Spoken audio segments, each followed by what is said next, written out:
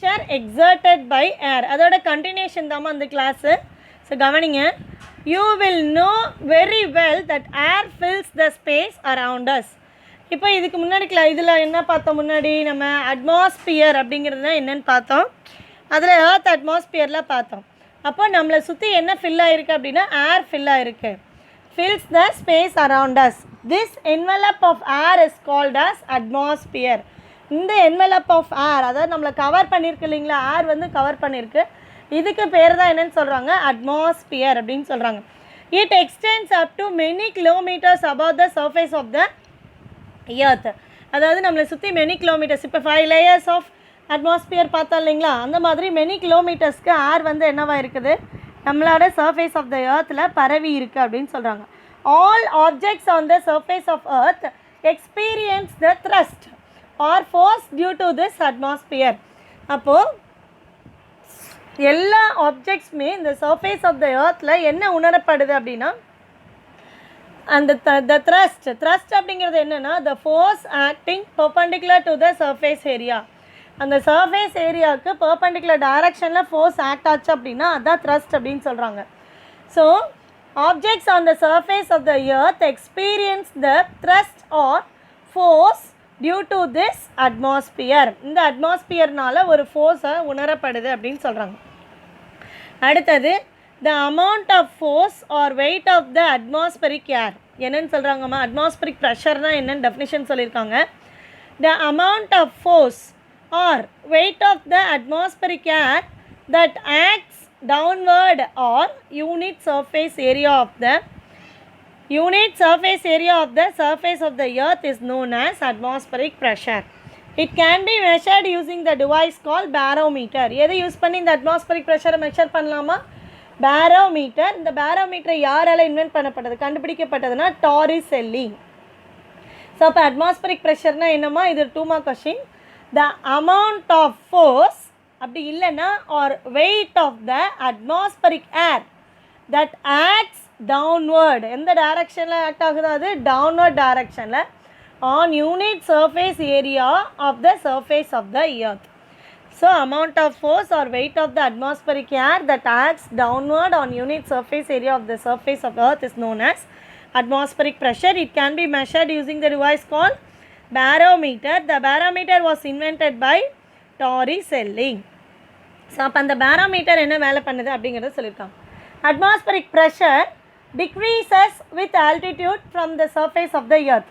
Altitude அப்படின்னா இங்கே height அப்படின்னு சொல்கிறாங்க. அதாவது சர்ஃபேஸ் ஆஃப் த எர்த்லேருந்து ஹைட் இன்க்ரீஸ் ஆக மேலே போக அட்மாஸ்பரிக் ப்ரெஷர் என்னவாயிரும்னா ஆட்டோமேட்டிக்காக குறைஞ்சிக்கிட்டே வரும். So atmospheric pressure decreases with altitude from surface of the earth. It can be measured by the height of the mercury column. So இப்போ இந்த அட்மாஸ்பரிக் ப்ரெஷர் எப்படி மெஷர் பண்ணலாம் அப்படின்னா யூஸிங் பேரோமீட்டர், அதாவது மெர்க்யூரி காலம் இன் பேரோமீட்டரில் இருக்கக்கூடிய அந்த மெர்க்யூரி காலம் யூஸ் பண்ணி நம்ம இந்த அட்மாஸ்பரிக் ப்ரெஷரை மெஷர் பண்ண முடியும். இப்போ the height of the mercury column denotes the atmospheric pressure at that place at a given time in millimeter of mercury. அந்த மெர்க்யூரியோட லெவல் வந்து இன்க்ரீஸோ இல்லை டிக்ரீஸ் ஆச்சோ அப்படின்னா அதை வச்சு நம்ம அட்மாஸ்பரிக் ப்ரெஷர் எவ்வளோ அப்படிங்கிறத மில்லிமீட்டர் ஆஃப் மெர்க்யூரியில் நம்ம மெஷர் பண்ண முடியும். Even if you tilt the tube at various angles. அதாவது பேரோமீட்டரை நம்ம எந்த டைரக்ஷனில் வேணாலும் எந்த ஆங்கிளில் வேணாலும் நம்ம டில்ட் பண்ணிவிட்டு நம்மளால் அட்மாஸ்பரிக் ப்ரெஷரை மெஷர் பண்ண முடியும். So you will see that level of mercury will not vary. அந்த மெர்க்யூரி லெவல் வந்து வேரி ஆகவே ஆகாது, கரெக்டாக அந்த லெவலை காட்டும்னு சொல்கிறாங்க. At sea level the height of the mercury column is around. அதாவது நம்ம sea லெவலில் வந்துட்டு அட்மாஸ்பரிக் ப்ரெஷரோட வேல்யூ எவ்வளோ காட்டுதுன்னா 76 சென்டிமீட்டர். அப்படி இல்லைன்னா மெர்க்யூரியில் வந்துட்டு மில்லிமீட்டரில் இருக்கும் 760 மில்லிமீட்டர் அப்படின்னு சொல்கிறாங்க. மில்லி மீன்ஸ் இங்கே to 10⁻³ அப்படின்னு அர்த்தம். அதாவது 0.760 மீட்டர் அப்படின்னு சொல்கிறாங்க. ஸோ 76 சென்டிமீட்டர் இல்லைன்னா 760 millimetre. The pressure exerted by this mercury column is considered as the pressure of magnitude of 1 atmosphere. அதாவது என்னம்மா சொல்கிறாங்க? அதாவது பேரோமீட்டர் யூஸ் பண்ணி நம்மளால் அட்மாஸ்பரிக் ப்ரெஷரை மெஷர் பண்ண முடியும். பேரோமீட்டரில் என்ன ப்ரெசென்ட்டாக இருக்குது, மெர்க்யூரி காலம் இருக்குது. அப்போ அந்த மெர்க்யூரி காலம் சப்போஸ் ஹைட் இன்க்ரீஸ் ஆச்சுனாலோ டிக்ரீஸ் ஆச்சுனாலோ அதை வச்சு நம்மளால் அட்மாஸ்பரிக் ப்ரெஷரை மில்லிமீட்டர் ஆஃப் மெர்க்யூரியில் மெஷர் பண்ண முடியும். அந்த சி லெவலில் மெர்க்யூரி லெவல் எவ்வளோ இருக்கும் அப்படின்னா 76 சென்டிமீட்டர், அப்படி இல்லைன்னா 760 millimeter. The pressure exerted by this mercury column, அந்த மெர்க்யூரி காலம் மூலமாக ப்ரெஷர் எக்ஸர்ட் ஆகிறது எதுக்கு ஈக்குவலாக இருக்குது அப்படின்னா is considered as the pressure of magnitude 1 atmosphere 1 atm அப்படின்னு சொல்கிறாங்க. இது அடுத்தது 2 mark. 1 atmospheric pressure 1 atm is defined as the pressure exerted by the mercury column of height 76 centimeter in the barometer. So இப்போ இந்த பேரோமீட்டரில் மெர்க்யூரி காலம் வந்து காட்டுது எவ்வளோ ஹைட்டில் இருக்குது, 76 சென்டிமீட்டரில். அப்போ அதுதான் வந்துட்டு இங்கே 1 atmospheric pressure அப்படின்னு சொல்கிறாங்க at the C level. So 1 atmospheric pressure is defined as the pressure exerted by the mercury column of height 76 centimeter in the barometer. It is equal to value எவ்வளோ, அது எதுக்கு ஈக்குவலாக இருக்குது அப்படின்னா 1.01 into 10 power 5 1.01 into 10 power 5 Newton meter inverse squared. Otherwise we'll say இந்த SI சிஸ்டமில் சொல்லும்போது 1 atm 1 atmospheric pressure equal to 1 lakh Pascal approximately. So SI unit of atmospheric pressure is என்னன்னு சொல்கிறாங்க, Newton meter inverse squared or Pascal. So அதாவது force by area அப்படின்னு வரும். ப்ரெஷரை வந்து எப்படி சொல்லுவோம் நம்ம, pressure P is equal to force by area அப்படின்னு சொல்லுவோம். ஃபோர்ஸோட யூனிட் நமக்கு தெரியும் நியூட்டன். மீட்டர் பெர் ஏரியான்னு சொல்லும்போது லென்த் இன்ட்டு பிரெத், அதோட யூனிட் வந்து metre square. Newton per metre ஸ்கொயர்னு வரும். அதை தான் வந்து எப்படி எழுதியிருக்காங்க, நியூட்டன் மீட்டர் இன்வர்ஸ் ஸ்கொயர்டு, இல்லைன்னா அதுக்கு என்னது பாஸ்கல் அப்படின்னு சொல்கிறாங்க. இப்போ ப்ரெஷரோட யூனிட் எப்படி வந்துச்சுன்னு புரிஞ்சிச்சா, pressure P is equal to force by அதாவது த்ரஸ்ட் பை ஏரியான்னு வரும். ஸோ ஃபோர்ஸோட யூனிட் நியூட்டன் பை ஏரியாவோட யூனிட் மீட்டர் ஸ்கொயர்டு. ஸோ அப்படி இல்லைன்னா அதை எப்படி எழுதலாம், நியூட்டன் மீட்டர் இன்வர்ஸ் ஸ்கொயர்டு அப்படின்னு எழுதலாம். ஸோ அதை தான் வந்து இங்கே சொல்லியிருக்காங்கம்மா. இந்த ஆக்டிவிட்டி 1 பார்க்கலாம் என்னென்னு. ஸோ மோர் டு நோ கொடுத்துருக்காங்க. Cooking in A place located at a higher altitude is difficult. அதாவது நம்ம ஒரு மலையில் போயிட்டு, மலை பிரதேசம் இல்லைன்னா மலை மேலே போயிட்டு நம்ம சமைக்கிறது அப்படிங்கிறது ரொம்ப ரொம்ப கஷ்டம். ஏன்னு சொல்லுங்கள் பார்க்கலாம். ஏன் அப்படின்னா when the height increases from the sea level இருந்து ஹைட் இன்க்ரீஸ் ஆக அட்மாஸ்பரிக் ப்ரெஷர், அந்த ஏரோட அளவு வந்து ப்ரெஷரோட அளவு வந்து கம்மியாயிரும், டிக்ரீஸ் ஆயிரும். ஸோ அப்போ அதை தான் இங்கே சொல்லியிருக்காங்க. Cooking in a place located at a higher altitude is difficult. Why அப்படின்னா at a higher altitude due to lack of atmospheric pressure. லேக்னா ரொம்ப குறைவாக இருக்குதுன்னு அர்த்தம். The boiling point of a substance reduces. அப்போ அந்த பாய்லிங் பாயிண்ட் வந்து என்னவாயிரும், குறைஞ்சிரும். So water boils even at 80 degree Celsius. So the thermal energy that is produced at this temperature is not sufficient enough for baking or cooking. So இப்போ இந்த அளவில் thermal energy இருந்துச்சு அப்படின்னா இது வந்து நமக்கு குக் பண்ணுறதுக்கு ஏதுவான டெம்பரேச்சராக இருக்காது. So it is very difficult to cook at a higher altitude. புரிஞ்சுதுங்களா? அடுத்தது ஒரு ஆக்டிவிட்டி கொடுத்துருக்காங்கம்மா. இங்கே டயக்ராம் பார்த்திங்கன்னா தெரியும். என்ன எடுத்திருக்காங்கன்னா ஒரு கோனிக்கல் ஃப்ளாஸ்க்கை எடுத்திருக்காங்க. அந்த கோனிக்கல் ஃப்ளாஸ்கில் என்ன பண்ணுறாங்கன்னா அந்த நல்ல பாயில்டு எக், அதாவது முட்டையை வந்து வேக வச்ச முட்டையை அந்த தோல் அதாவது ஓடெல்லாம் பிரிச்சுட்டு அந்த வேக வச்ச முட்டையை ஃபஸ்ட்டு அந்த mouth of the conical flask, அந்த கோனிக்கல் ஃப்ளாஸ்கோட மவுத்துக்குள்ளே அமுக்கிறாங்க, அதாவது ப்ரெஸ் பண்ணி வைக்கிறாங்க. அப்போ அந்த முட்டை வந்து என்ன ஆகலை, உள்ளே என்ட்ரே ஆகலை, அதாவது முட்டை அந்த கோனிக்கல் ஃப்ளாஸ்க்குள்ளே போகவே இல்லை.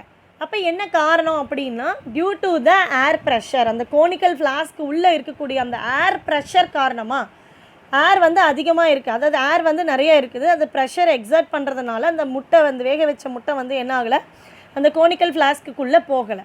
இப்போ என்ன பண்ணுறோம், அடுத்த ஸ்டெப் என்னென்னா அந்த முட்டையை வெளியில் எடுத்துகிட்டு அதே கோனிக்கல் ஃப்ளாஸ்க்குள்ளே ஒரு சின்ன பிட் ஆஃப் பேப்பரை நம்ம நெருப்பு, அதாவது ஃபயர் பண்ணி பர்ன் பண்ணுறோம், அந்த நெருப்போட உள்ளே போடுறோம். அந்த பேப்பரை உள்ளே போட்டோன்னே என்ன ஆகுது, இப்போ வந்து முட்டையை நம்ம மேலே மூடி வைக்கிறோம்.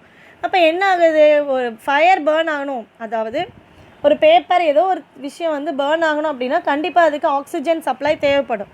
அப்போது இந்த கோனிக்கல் ஃப்ளாஸ்கில் இருக்கக்கூடிய அந்த ஆக்சிஜன் எல்லாத்தையும் அந்த நம்ம பேப்பர் அதாவது பேர்ன் பண்ணி போட்டோம் இல்லைங்களா, அந்த ஆக்சிஜன் எல்லாத்தையும் இதை அப்சார்ப் பண்ணிவிட்டு எரிய ஆரம்பிக்குது, பேப்பர் பேர்ன் ஆக ஆரம்பிக்குது. அப்போ அந்த இடத்துல அந்த கோனிக்கல் ஃப்ளாஸ்க் உள்ளே இருக்கக்கூடிய ஏர் ப்ரெஷர் என்னவாக இருக்கும், கண்டிப்பாக டிக்ரீஸ் ஆகிருக்கும். புரியுதுங்களா மிஸ்ஸு சொல்கிறது கிளியராக? ஏர் ப்ரெஷர் இப்போ இந்த பேப்பர் எரிய ஆக்சிஜன் அந்த உள்ளே இருக்கக்கூடிய ஏர் மாலிகுல்ஸ் எல்லாத்தையும் ஆக்சிஜன் எல்லாத்தையும் அப்சார்ப் பண்ணிவிட்டு இது எரிய ஆரம்பிக்குது.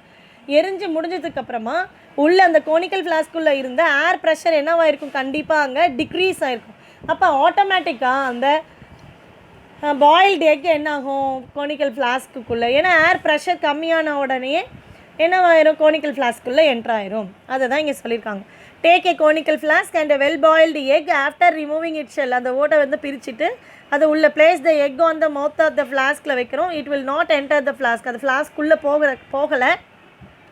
Now take a piece of paper, burn it and drop it inside the flask. அதை வந்து எரிச்சு, அதாவது நெருப்பு பற்ற வச்சுட்டு உள்ளே போடுறோம். அது வந்து என்ன பண்ண ஆரம்பிக்குது, எரிய ஆரம்பிக்குது ஃப்ளாஸ்க்குள்ளே. Wait for a few second to burn fully. அந்த பேப்பர் ஃபுல்லாக எரிஞ்சு முடிக்கிற வரைக்கும் கொஞ்சம் நேரம் வெயிட் பண்ண சொல்கிறாங்க. Now keep the egg on the mouth of the flask. இப்போ வந்து அந்த எக்கை வந்து அந்த மவுத் ஆஃப் த ஃப்ளாஸ்கில் வைக்கிறோம். Wait for a few minutes. கொஞ்சம் நேரம் வெயிட் பண்ணுறோம். What do you observe? இதுலேருந்து என்ன தெரிய வருது, when the paper is burning in the flask, ஃப்ளாஸ்க்குள்ளே எரியக்கூடிய paper, the oxygen present in the air inside the conical flask, conical flaskக்குள்ளே இருக்கக்கூடிய ஏரில் இருக்கக்கூடிய ஆக்சிஜனை அதை அப்சர்வ் பண்ணிவிட்டு, அதாவது ஏரை அது அந்த கம்பஷனுக்கு தேவையான ஏரை வந்து அது வாங்கிக்குது. So the oxygen present in the air inside the conical flask is used up for its combustion. So this reduces the pressure of the air. அப்போ கோனிக்கல் ஃப்ளாஸ்கில் இருந்தக்கூடிய ஏர் ப்ரெஷரை வந்து இது என்ன பண்ணிருச்சு, டிக்ரீஸ் பண்ணிருச்சு. tends to occupy the low pressure region in the flask, so it rushes through the mouth of the flask. இப்போ egg என்னவாயிருச்சு, மவுத்தை விட்டு உள்ளே போயிடுச்சு, thus pushing the egg into the flask. So low pressure region in the flask, so it rushes through the mouth of the flask. அந்த ஏர் வந்து என்னவாயிருச்சு, மவுத் வழியாக வெளியில் போனோன்னா egg இப்போ உள்ளே போட்டோன்னா என்னவாயிருச்சு, ஈஸியாக அந்த எக்கு உள்ளே போயிடுச்சு. அடுத்ததுமா force and pressure in liquids. Force and pressure in liquids. So இந்த டாபிக் கூட நம்ம பார்த்துக்கலாம். You would have noticed that an upward force is exerted by water on a floating or a partly submerged body. அதாவது நம்ம ஒரு பொருளை, நம்ம ஒரு ஆப்ஜெக்டை வந்துட்டு தண்ணிக்குள்ளே போட்டோம் அப்படின்னா அது வந்து என்ன பண்ணும், சில நேரத்தில் மிதக்க ஆரம்பிக்கும். இல்லைன்னா பாதி ஏதோ ஒரு பாத்திரத்தவே நம்ம போடுறோன்னா பாதி தண்ணி அது வாங்கிட்டு பாதியாக என்னவாகும், அதாவது பார்ட்லி அது வந்து சப்மர்ஜ்டு, பாதி மூழ்கி இருக்கும் அப்படின்னு சொல்கிறாங்க. அப்போ என்னென்னா இதுலேருந்து என்ன தெரிய வருது, வாட்டர் அந்த liquid also it exerts a pressure.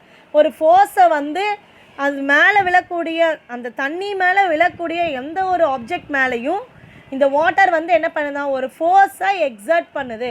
அப்போ இதுலேருந்து என்ன சொல்லலாம், ப்ரெஷர் எக்ஸர்டட் பை லிக்விட், இல்லைனா ப்ரெஷர் எக்ஸர்டட் பை வாட்டர் அப்படின்னு சொல்லலாம். ஸோ அதை தான் சொல்கிறாங்க. You would have notice that an upward force is exerted by water on a floating. நம்ம மிதக்கும் போது, அதாவது எந்த ஒரு பொருளும் மிதக்கும் போது ஒரு அப்வர்ட் ஃபோர்ஸ் வந்து அந்த ஆப்ஜெக்ட் மேலே ஆக்ட் ஆகுது. இல்லை அப்படின்னா பார்ட்லி சப்மர்ஜ்டு பாடி மேலே ஒரு ஃபோர்ஸ் வந்து அப்வர்ட் ஃபோர்ஸ் ஆக்ட் ஆகுது. இந்த அப்வர்ட் ஃபோர்ஸ்க்கு பேர் என்னன்னு சொல்கிறாங்கன்னா பியாண்ட் ஃபோர்ஸ். என்ன ஃபோர்ஸ்மா, buoyant force. This upward force is called buoyant force. அப்போது பியாண்ட் ஃபோர்ஸ்னால் என்ன சொல்லுவீங்க, water or liquid, any liquid it exerts an upward force is called as beyond force. This phenomenon is known as buoyancy. இந்த தத்துவத்துக்கு பேர் என்னன்னு சொல்கிறாங்க, buoyancy அப்படின்னு சொல்கிறாங்க. This force is not only exerted by liquids but also by gases. இந்த force வந்து not only by liquids, அதாவது liquids மட்டும் force-ஐ exert பண்ணுறது கிடையாது, ஆல்சோ gases ஆல்சோ வந்து என்ன பண்ணுதா, இந்த force-ஐ exert பண்ணுது. அப்போ இந்த upward force-க்கு பேர் என்னது, beyond force. This upward force decides whether an object will sink or float. இந்த upward force தான் எதை டிசைட் பண்ணுதுன்னா, அந்த ஆப்ஜெக்ட் வந்து மூழ்கணுமா இல்லை மிதக்கணுமா அப்படிங்கிறத முடிவு பண்ணுது. சப்போஸ் இப்போ weight of the object is less than the upward force, அந்த upward force-க்கு இப்போ நம்ம போடக்கூடிய பொருளோட எடை வந்துட்டு, வெயிட் வந்துட்டு upward force-க்கு கம்மியாக இருந்துச்சுன்னா அது வந்து என்னது, ஃப்ளோட் ஆக ஆரம்பிக்கும். இப்போ அதுவே அந்த upward force-க்கு வெயிட் வந்து அதிகமாக இருந்துச்சு அப்படின்னா அந்த அப்வர்ட் ஃபோர்ஸை விட நம்ம போடக்கூடிய ஆப்ஜெக்டோட வெயிட் அதிகமாக இருந்துச்சுன்னா அந்த ஆப்ஜெக்ட் வந்து என்ன பண்ண ஆரம்பிக்கும், மூழ்க ஆரம்பிக்கும். ஸோ இது தான் சொல்லியிருக்காங்க இந்த பேஜில். நெக்ஸ்ட்டு இது பாருங்கள், ஈஸி தான். ப்ரெஷர் எக்ஸர்டட் பை லிக்விட் என்னது, liquid also it exerts a pressure not only on the base of the container or vessel it means they are kept but also on the side walls. அதாவது எந்த ஒரு இப்போ நம்ம ஒரு பக்கெட்லேயே தண்ணி fill பண்ணி வைக்கிறோம் அப்படின்னா அந்த தண்ணிக்குள்ளேயே வந்துட்டு அந்த வாட்டர் வந்து ப்ரெஷரை வந்து எக்ஸர்ட் பண்ணும்.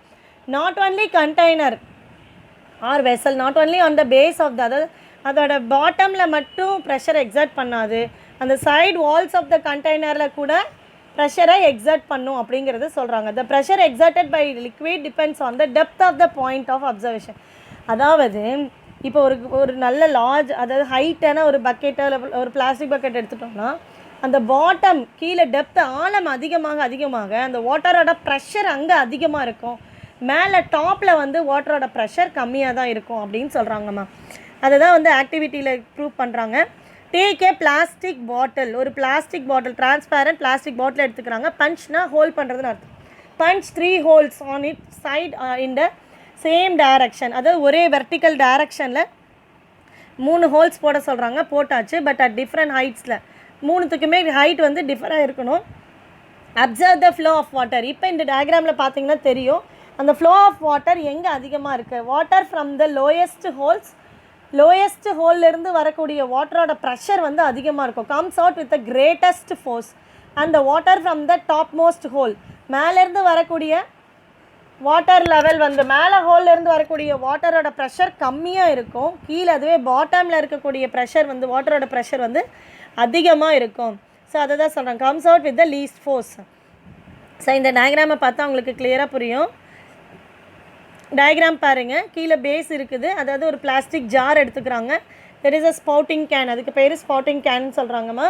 அப்புறம் ஏரோ மார்க் டவுன்வர்ட் டைரக்ஷனில் காமிச்சிருக்காங்களா, that is a pressure of water increases with depth. அதாவது டெப்த் ஆழம் அதிகமாக ப்ரெஷரும் வந்து வாட்டரோட ப்ரெஷரும் என்னாகுமாங்க, அதிகமாகும். இது வந்து என்னது, நம்ம இன்சைட் வாட்டர் எடுத்துக்கிறோம், அதாவது நாசில் துளைகள் அப்படின்னு சொல்கிறாங்க. இது 1, இது 2, இது 3, அதாவது சேம் டைரக்ஷன், ஒரே டைரக்ஷனில் 3 டிஃப்ரெண்ட் பிளேசஸில் வந்துட்டு 3 டிஃப்ரெண்ட் சைஸஸில் வந்துட்டு நம்ம ஹோல்ஸ் போட்டுக்கிறோம், 3 ஹோல்ஸ் போட்டுக்கிறோம். இங்கே பாருங்கள், இந்த இடத்துல என்ன கொடுத்துருக்காங்க, ஹை ப்ரெஷர் ஜெட். அதாவது லோயர் ஜாரோட லோயர்லேருந்து வாட்டரோட ப்ரெஷர் எப்படி இருக்கான், அதிகமாக இருக்குது. அதுவே ஹையஸ்ட் அந்த மேலே டாப்பில் வந்துட்டு என்னது, வாட்டரோட ப்ரெஷர் கம்மியாக இருக்குது, லோ ப்ரெஷர் ஜெட் அப்படின்னு சொல்லியிருக்காங்கம்மா. இது புரிஞ்சிச்சுங்களா? அப்போ இதுலேருந்து என்ன சொல்ல வராங்க, this activity confirms that the pressure in a liquid varies with the depth of the point of observation in it. So அப்போது ப்ரெஷர் அதிகமாக ஹைட்டு டெப்த் அதிகமாக ப்ரெஷர் அதிகமாகுதுன்னு சொல்கிறாங்க. அடுத்த ஆக்டிவிட்டி என்ன சொல்கிறாங்கன்னா, டேக் ஏ கிளாஸ் டியூப் எடுத்துக்கிறாங்க. அதாவது டிரான்ஸ்பேரண்ட்டாக இருக்கும், ஒரு 2 எண்டுமே ஓப்பனில் இருக்குது. அதில் ஒரு எண்டில், அதாவது பாட்டம் எண்டில், டாப் எண்ட் பாட்டம் எண்டுன்னு சொல்கிறாங்களா, டாப்னா மேலே பாட்டம்னா கீழே எண்டில் வந்துட்டு நல்ல ஒரு பலூனை வந்து டைட்டாக ஃபிட் பண்ணிடுறாங்க. அதை தான் சொல்லியிருக்காங்க. Take a glass tube that is open at both ends, 2 எண்டுமே ஓப்பனில் இருக்கணும். Fix a rubber balloon at the lower end of the tube, அந்த டியூபோட லோயர் எண்டில் பலூனை கட்டிடணும் டைட்டாக. இப்போ வந்து என்ன பண்ணுறோம், அந்த கிளாஸ் டியூப் வழியாக மேலே இருந்து தண்ணி ஊற்றிட்டே வரோமா. தண்ணி ஊற்றும் போது என்ன ஆகும், ஆட்டோமேட்டிக்காக அந்த வாட்டர் வந்து ப்ரெஷரை எக்ஸர்ட் பண்ணுது அப்படிங்கிறத ப்ரூவ் பண்ணுறதுக்கான இது ஒரு ஆக்டிவிட்டி. அப்போ ப்ரெஷரை எக்ஸர்ட் பண்ணுது அப்படின்னா அந்த பலூன் ஆட்டோமேட்டிக்காக என்ன ஆக ஆரம்பிக்கும், அப்படியே பல்ஜாக ஆரம்பிக்கும், அப்படியே குண்டாகிட்டே வரும். அந்த பலூன் வந்து என்னவாயிட்டே இருக்கும், அப்படியே பல்ஜாக இருக்கும். அப்போ இதுலேருந்து இந்த ஆக்டிவிட்டிலேருந்து என்ன தெரிய வருது, water it exerts a pressure. Water வந்து என்ன பண்ணுது, ப்ரெஷரை எக்ஸர்ட் பண்ணுது. So pour some water into the tube and observe the balloon. Now pour some more water into the balloon and again observe the balloon. The balloon starts bulging outwards. வெளிப்பக்கமாக என்ன ஆகுது, அப்படியே குண்டாயிட்டே வருது. அப்போ இதுக்கு என்ன காரணம், இதுலேருந்து என்ன சொல்ல வராங்கன்னா ப்ரெஷர் வந்து வாட்டர் வந்து எக்ஸர்ட்ஸ் அ ப்ரெஷர் அப்படின்னு சொல்கிறாங்க. ஆக்டிவிட்டி 5 பாருங்கள். டேக் ஏ பிளாஸ்டிக் பாட்டில் எடுத்துகிட்டு ஈக்குவலாக வந்துட்டு 3 ஹோல்ஸ் வந்து போடுறோம். ஆன் இட்ஸ் சைட்ஸில் போடும்போது சேம் ஹைட் ஃப்ரம் இட்ஸ் பேஸ்லேருந்து சேம் ஹைட்டில் 3 ஹோல்ஸ் போடும்போது ஈக்குவல் ப்ரெஷரில் வந்துட்டு வாட்டர் எக்ஸர்ட் ஆகுது. Now pour some water into it. So take a plastic bottle, punch 3 holes on its sides at same height from its base. Now pour some water into it and let it flow through the holes. Observe the flow of water. Observe பண்ணனா water comes out from all the holes with the same force, equal pressureல equal forceல எல்லாம் அந்த ஏன்னா 3 sides 3 sides ஈக்குவலாக போட்டிருக்கிறதுனால equal ப்ரெஷரில் water வந்துட்டு கீழே விழுகுது அப்படிங்கிறத சொல்கிறாங்க. இப்போ இந்த ஆக்டிவிட்டிலேருந்து என்ன கன்க்ளூட் பண்ணுறாங்க? thus we can conclude that liquids exerts the same pressure in all directions at a given depth அப்படின்னு சொல்கிறாங்கம்மா. do you know இதோட முடிச்சுக்கலாமா கிளாஸை? why dams are made stronger and broader at the bottom than at the top? இப்போ இதுக்கு என்ன ஆன்சராக இருக்கும்னு சொல்லுங்கள். ஏன்னா பாட்டம்ங்கும்போது pressure அதிகமாக இருக்கும், அப்போ அந்த இடத்துல அது ஸ்ட்ராங்கராக அண்ட் ப்ராடராக இருக்கும். அதுவே டாப்பில் வந்துட்டு ப்ரெஷர் கம்மியாக இருக்கும்னு சொல்கிறாங்க. So that's all students. Thank you children.